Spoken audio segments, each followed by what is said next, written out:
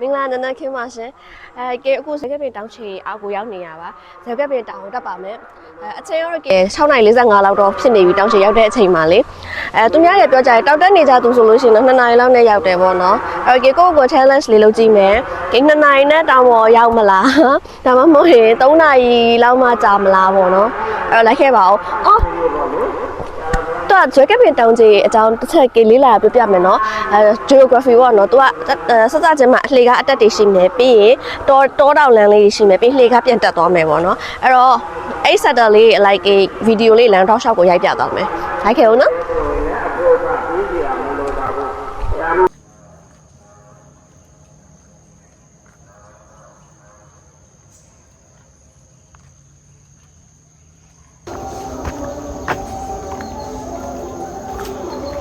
ဒါကပဲ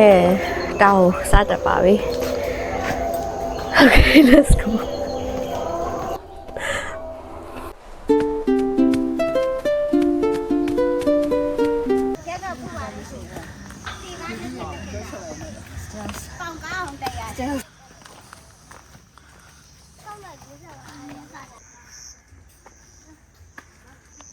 ဒါခုနတော့ကေအိပက်နဲ့လမ်းလျှောက်တက်လာတဲ့နေရာဖြစ်ပါတယ်။လုံပင်ဒီဥယျာဉ်ဖြတ်ပြီးတော့တက်လာတာဖြစ်ပါတယ်ရှင်။ဒါလေမိုးရဒီတော့ကလေဒီတကုံနေကြလာတယ်။ဘူးဆိုကြလာ။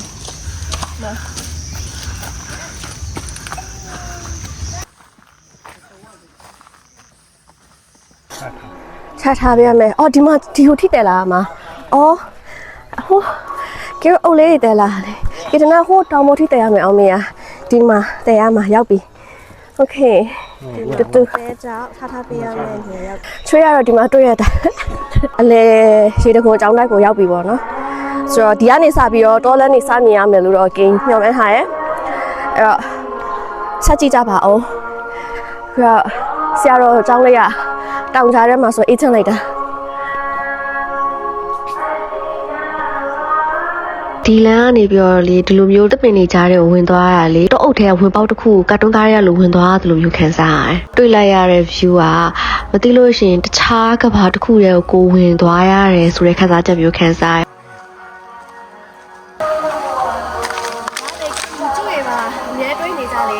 မိုးရဒီဆိုတဲ့ဘက်တော့တောင်းလို့ရှိရင်ဒီနေရာရဲ့ရေတခွေးလို့ဖြစ်သွားတယ်ဆိုတာလေဒီတော့တော့ဒီရေကုန်ဖြစ်ဘူးရေတခွေးကြီးထော်လဲပါစီ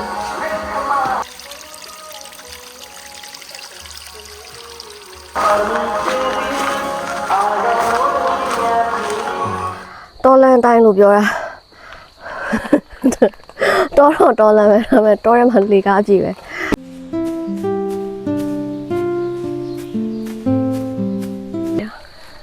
ဒါရကြလုံးဝတောင်ချားတယ်ပေါ့နော်ဒီဘက်မှာလည်းတောင်ကြီးရှိတယ်ဒီဘက်မှာလည်းတောင်ကြီးရှိအဲ့နှစ်ခုချားတယ်ပြောရရင်အောက်ထဲကိုရောက်နေတာပေါ့ရှူအောက်ထဲကနေလည်းရှောက်နေရတဲ့ပေါ့နော်ရောက်ရှောက်ကတော့အတက်တည်းပဲဘယ်လိုလို့ရှူအောက်ထဲရောက်သွားလဲတော့မသိဘူး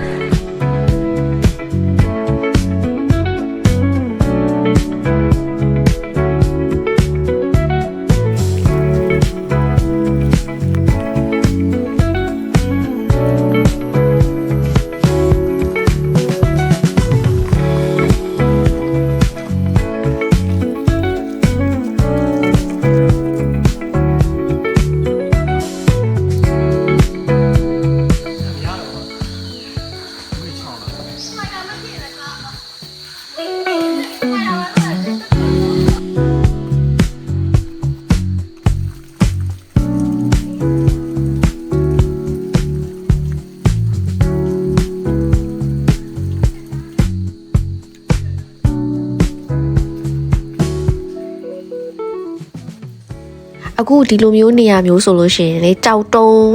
ဟိုပါပေါ့နော်အမြင့်ကဟိုခါအလဲလောက်ရှိရဲဆိုတော့လေခြေထောက်ကိုလှမ်းလိုက်လေအမြင့်အမတ်ကြီးပဲလာတချို့နေရာရေးဆိုလို့ရှိရင်လေးဘက်တောင်ထောက်တက်ရတယ်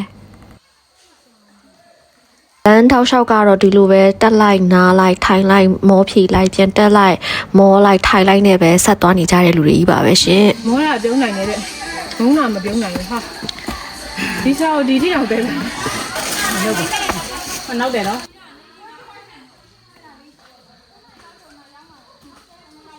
အခုတော်လန်ခီကိုဖြတ်ပြီးသွားပြီဆိုတော့နောက်ထပ်လေက stealth again လေကားတက်ထက်ဆက်လာပြီလို့ပြောလို့ရတယ်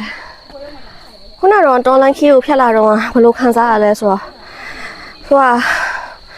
တော်လန်းဆိုတာတပင်နေခြားတဲ့ရောက်နေရပါဘောတကယ်ကလေကားတွေတက်နေရတော့မယ်လေကားတွေမှာသူကကြောက်လေကားကြီးပေါ့နော်အမြင်ကြီးထူကြီးရှာကြီးတွေ့ရတယ်လောင်းတော့ရှောက်တော့အမိုက်တွေပြစ်ထားတယ်အများကြီးပဲမပြင်းတင်ဘူးပေါ့နော်မောလို့ရေတောက်တယ်ဆိုလဲကိုအိတ်ထဲမှာပဲကိုပြန်ထည့်တင်တာပေါ့နော်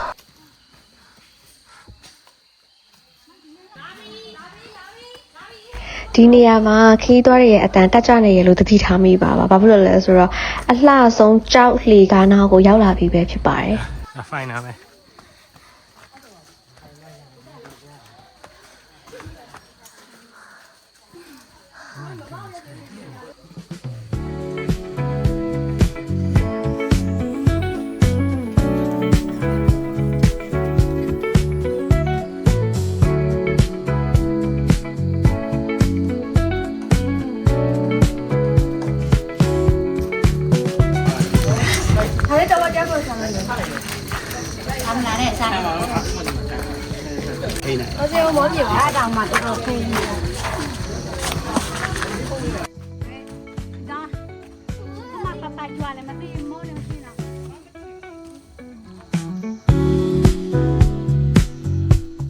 တကယ်တော့လှေကားတက်ရမောလို့ဆိုပြီးတော့ဟန်ဆောင်ပြီးတော့ဓာတ်ပုံတွေရှောက်ရိုက်နေအောင်ကိုဘာဓာတ်ပုံတွေရိုက်ခဲ့လို့ရိုက်ခိမှန်းတော့မသိပါဘူး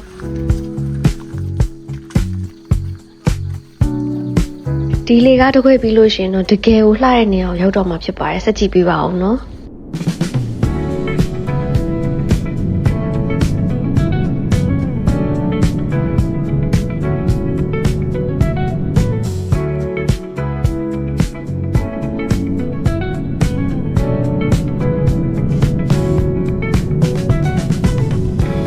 ရလောက်ပဲတိတ်နေကြတဲ့ရောက်နေတိတ်နေကြတဲ့ရောက်နေမပတ်လာမှာဒါဆိုရင်ဟိုဘက်တောင်ကနေဒီဘက်တောင်ဆက်တဲ့တောင်ရိုးပေါ့နော်တောင်ကျောပေးမှာရေရှောင်းနေပြီအခုဒီကနေပြီးတော့တကယ်ဆွဲခဲ့ပြီဒီမှာမြင်ရလိုက်အဲ့ကိုတိတ်နေဖုံးနေအဲ့ကိုကြောထပ်တော့ရမယ်ပေါ့နော်Stills again.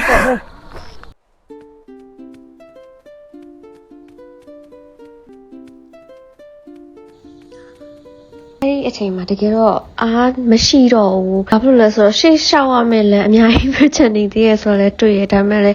အရှိမလဲတောင်တလုံးပဲကျွန်တော်ရဆိုတော့လဲတွေ့ရအဲ့တော့ဇဝေဇဝါနဲ့ပဲကေဆက်လျှောက်ပြီးတော့ဆက်တက်လာခဲ့ပါတယ်အားမလျှော့ဆွဲမလျှော့ပဲနဲ့ဆက်တက်လာခဲ့အဲ့ဒီနေရာတက်ရမယ်နောက်ဆုံးလှီကားတက်ဖြစ်နေတော့အရင်ပျော်သွားပါတယ်6:50တက်တာ8:50ဆိုတော့2နာရီမှာဓာတ်ပုံလည်းရရင်းနဲ့တောင်းတဲ့နဲ့2နာရီမှာရောက်ခဲ့ပါတယ် I made it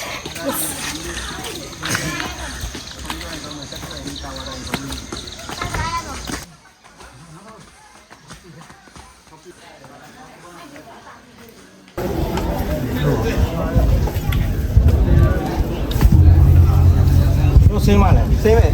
စားနေ9နာရီဆင်းဟိုကျတော့ဆက်ကပဲတောင်ပေါ်ရောက်လာပါပြီအပေါ်မှာတော့ညူတွေထောက်ရှောက်အပြည့်ပဲဒါကနာမည်ကြီးမှန်တရားပေါ့နော်ဘာနဲ့ထောက်ထားလဲကြောက်လို့မတော်တော့ပါဘူးအဲ့ဆိုရင်ကေဟိုဆက်ကပဲတောင်ချင်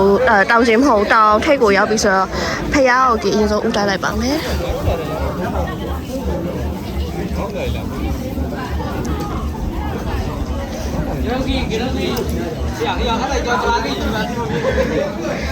စပတ်ပတ်မယ်နော်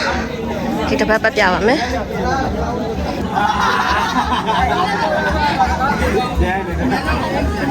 ပြည့်နေတယ်မှာ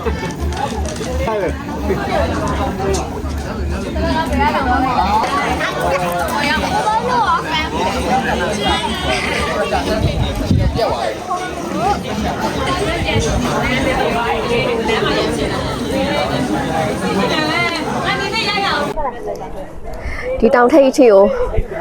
ကျင်းတဲ့တောင်တစ်လျှောက်တက်လာတဲ့လူတွေချင်းချင်းရောက်လာကြတာတွေ့ရ။ဘာပြောဇက်ကပင်တောင် တက်ပြီးတော့ဟာတက်ဖူးရဲဆိုတာဒါနဲ့နော်ဇွဲနဲ့တော့မရဘူး။မြောင်းပြီးတော့မောပြီးတော့ပင်ပန်းပြီးတော့ဖြတ်ရတာပေါ့နော်။ဆိုတော့ဒီဘောထိရောက်တဲ့လူတွေအကုန်လုံးတကယ်လေးစားတယ်။ကေလည်းလေးစားတယ်။ရပင်ပန်းဝိုင်း။ဒါပေမဲ့2 နာရီနဲ့ရောက်နိုင်တယ်ဆိုတော့ကိုကျင်းတတ်တယ် fitness level တစ်ခုကိုစမ်းနိုင်တယ်ပေါ့နော် okay ဒီဗီဒီယိုလေးကိုဒီမှာပဲဆုံးသက်လိုက်ပါမယ်နောက်လျှောက်ကိုမြန်မြန်လေးပြန်ဆင်းသွားလိုက်မယ် hotel မှာ breakfast မိအောင်လို့ပြန်သွားစားလိုက်ပါဦးမယ်အားလုံးပဲတတား